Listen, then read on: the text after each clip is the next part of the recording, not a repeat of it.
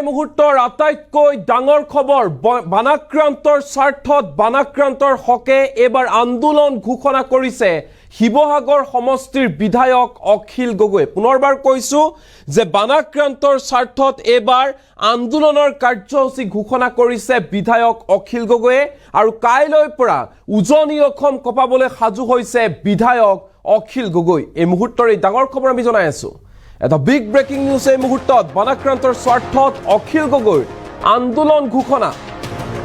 কাইলৈৰ পৰা উজনি অসম কপাব শিৱসাগৰ সমষ্টিৰ বিধায়ক অখিল গগৈ। পুনৰ আন্দোলনত নামিব অখিল গগৈ। কাইলৈৰ পৰা আন্দোলনৰ কাৰ্যসূচী ঘোষণা কৰিছে অখিল গগৈয়ে। এলানি কাৰ্যসূচী ঘোষণা কৰিলে আনুষ্ঠানিকভাৱে বিধায়ক অখিল গগৈ। 15 আগষ্টত অৰ্থাৎ কাইলৈ অখিল গগৈৰ অনশন কাৰ্যসূচী। 17 আগষ্টত নাজিৰাস্থিত ONGCৰ মুখ্য কাৰ্যালয়ত ধৰ্ণা কাৰ্যসূচীত অংশগ্ৰহণ কৰিব অখিল গগৈয়ে আৰু 19 আগষ্টৰ পৰা 4খনকৈ গণসমাৱেশত অংশগ্ৰহণ কৰিব অখিল গগৈয়ে। শিৱসাগৰ, সোণাৰী, নাজিৰা আৰু মৰিয়নি টিয়কত গণসমাৱেশৰ কাৰ্যসূচী।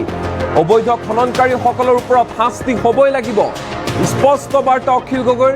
ক্ষতিগ্ৰস্ত প্ৰতিটো পৰিয়ালে 10 লাখ টকাৰ ক্ষতিপূৰণ পাবই লাগিব। ৰাইজৰ দুখত মই মৌন হৈ কেতিয়াও নাথাকো, ৰাইজৰ স্বাৰ্থত মই পুনৰ আন্দোলনত নামিম। ৰাজনীতি পাছত এতিয়া মানুহৰ কাষত মানুহৰ স্বাৰ্থত সকলোৱে থিয় দিয়াটো প্ৰয়োজন বুলি উল্লেখ কৰিছে বিধায়ক অখিল গগৈ। এই মুহূৰ্তত এই ডাঙৰ খবৰটো আমি জনাইছো যে কাইলৈৰ পৰা এলানি কাৰ্যসূচী আন্দোলনৰ কাৰ্যসূচী ঘোষণা কৰিছে শিৱসাগৰ সমষ্টিৰ বিধায়ক তথা ৰাইজৰ দলৰ সভাপতি অখিল গগৈয়ে। কাইলৈৰ পৰা বানাক্ৰান্তৰ স্বাৰ্থত অখিল গগৈয়ে আন্দোলনত নামিব। কাৰ্যসূচী ঘোষণা কৰিছে ইতিমধ্যে অখিল গগৈয়ে। 4খনকৈ গণসমাৱেশত অংশগ্ৰহণ কৰিব, সমান্তৰালকৈ ধৰ্ণা কাৰ্যসূচীত অংশগ্ৰহণ কৰিব অখিল গগৈয়ে। তদুপৰি আমি যদি চাওঁ তেনেহ'লে শিৱসাগৰ, সোণাৰী, চৰাইদেউ, মৰিয়নি টিয়ক ইয়াত গণসমাৱেশত অংশগ্ৰহণ কৰিব আৰু কাইলৈ দিনটো 15 আগষ্ট স্বাধীনতা দিৱস, কাইলৈ অনশন কাৰ্যসূচীত ৰূপায়ণ কৰিব বিধায়ক অখিল গগৈ। এই মুহূৰ্তত অখিল গগৈৰ মন্তব্য আছে, কি কৈছে শুনোৱা। 15 আগষ্টৰ পুৱা 8 বজাৰ পৰা 4 বজালৈকে বিধায়ক অখিল গগৈৰ অনশনৰ কাৰ্যসূচী।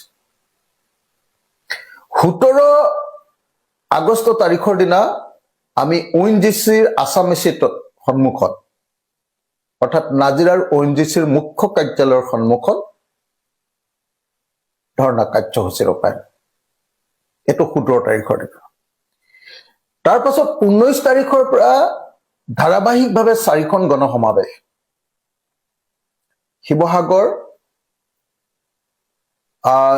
সোণাৰী, নাজিৰা আৰু টিয়ক, মৰিয়নি আৰু টিয়ক লগাই একেলগতে টিয়কত।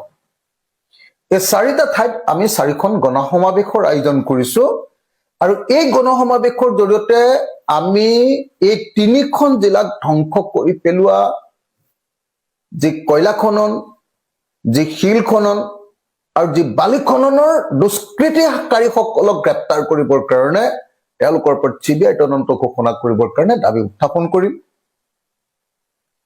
প্ৰত্যেকটো পৰিয়াল আৰু ব্যৱসায় প্ৰতিষ্ঠানৰ কাৰণে 10 লাখ টকাকৈ বিচাৰি আমি দাবী উত্থাপন কৰিম। ভাগি পৰা প্ৰত্যেকটো আন্তঃগাঁথনি পুনৰ নিৰ্মাণৰ কাৰণে, সেয়া ৰাস্তাই হওক, সেয়া দলঙেই হওক, প্ৰত্যেকটো ৰাজহুৱা আন্তঃগাঁথনি, শিক্ষানুষ্ঠানিক হওক বা সেয়া ধৰ্মীয় অনুষ্ঠানিক হওক, প্ৰত্যেকটো আন্তঃগাঁথনি পুনৰ নিৰ্মাণৰ দাবী উত্থাপন কৰিম। 3 আৰু 4 এই জিলা 3খনৰ পানী নিষ্কাশনৰ ব্যৱস্থা। ইয়াৰ পানী গৈ জান-জুৰিবিলাকৰ পৰা নদীৰ পৰা গৈ ডাঙৰ নদীকেইখনত, ডাঙৰ নদীৰ পৰা গৈ ব্ৰহ্মপুত্ৰ নদীত পৰাৰ যি ব্যৱস্থা, সেই পানী নিষ্কাশনৰ ব্যৱস্থাটো সঠিক কৰিবৰ কাৰণে আৰু এই ক্ষেত্ৰত নেশ্যনেল হাইৱে আৰু ৰেলৱেৰ যি বাধা প্ৰদান আছে, সেইবিলাক বাধা অতিক্ৰম কৰিবৰ কাৰণে, দাবী উত্থাপন কৰিবৰ কাৰণে আমি এলানি আন্দোলনৰ কাৰ্যসূচী গ্ৰহণ কৰিছো। 15 আগষ্টৰ পুৱা 8 বজাৰ পৰা 4 বজালৈকে বিধায়ক অখিল গগৈৰ অনশনৰ কাৰ্যসূচী।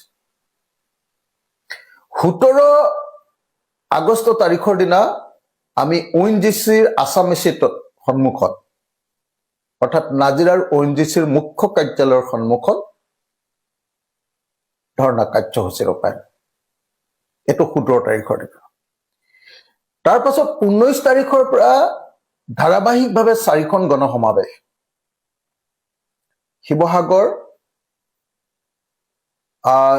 সোণাৰী, নাজিৰা আৰু টিয়ক, মৰিয়নি আৰু টিয়ক লগাই একেলগতে টিয়কত। এই 4টা ঠাইত আমি 4খন গণসমাৱেশৰ আয়োজন কৰিছো আৰু এই গণসমাৱেশৰ জৰিয়তে আমি এই 3খন জিলাক ধ্বংস কৰি পেলোৱা যি কয়লা খনন, যি শিল খনন আৰু যি বালি খননৰ দুষ্কৃতিকাৰীসকলক গ্ৰেপ্তাৰ কৰিবৰ কাৰণে তেওঁলোকৰ ওপৰত CBI তদন্ত ঘোষণা কৰিবৰ কাৰণে দাবী উত্থাপন কৰিম।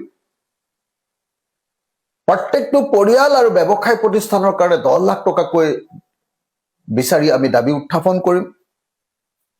ভাগি পৰা প্ৰত্যেকটো আন্তঃগাঁথনি পুনৰ নিৰ্মাণৰ কাৰণে, ইয়াৰ ৰাস্তাই হওক সেয়া দলঙেই হওক, প্ৰত্যেকটো ৰাজহুৱা আন্তঃগাঁথনি, শিক্ষানুষ্ঠানিক হওক বা সেয়া ধৰ্মীয় অনুষ্ঠানিক হওক, প্ৰত্যেকটো আন্তঃগাঁথনি পুনৰ নিৰ্মাণৰ দাবী উত্থাপন কৰিম। 3 আৰু 4 এই জিলা 3খনৰ পানী নিষ্কাশনৰ ব্যৱস্থা, ইয়াৰ পানী গৈ জান-জুৰিবিলাকৰ পৰা নদীৰ পৰা গৈ ডাঙৰ নদীকেইখনত, ডাঙৰ নদীৰ পৰা গৈ ব্ৰহ্মপুত্ৰ নদীত পৰাৰ যি ব্যৱস্থা, সেই পানী নিষ্কাশনৰ ব্যৱস্থাটো সঠিক কৰিবৰ কাৰণে আৰু এই ক্ষেত্ৰত নেশ্যনেল হাইৱে আৰু ৰেলৱেৰ যি বাধা প্ৰদান আছে সেইবিলাক বাধা অতিক্ৰম কৰিবৰ কাৰণে, দাবী উত্থাপন কৰিবৰ কাৰণে আমি এলানি আন্দোলনৰ কাৰ্যসূচী গ্ৰহণ কৰিছো। 15 আগষ্টৰ পুৱা 8 বজাৰ পৰা 4 বজালৈকে বিধায়ক অখিল গগৈৰ অনশনৰ কাৰ্যসূচী। 17 আগষ্ট তাৰিখৰ দিনা আমি ONGCৰ আছামিছিতৰ সন্মুখত, অৰ্থাৎ নাজিৰাৰ ONGCৰ মুখ্য কাৰ্যালয়ৰ সন্মুখত ধৰ্ণা কাৰ্যসূচী ৰূপায়ণ।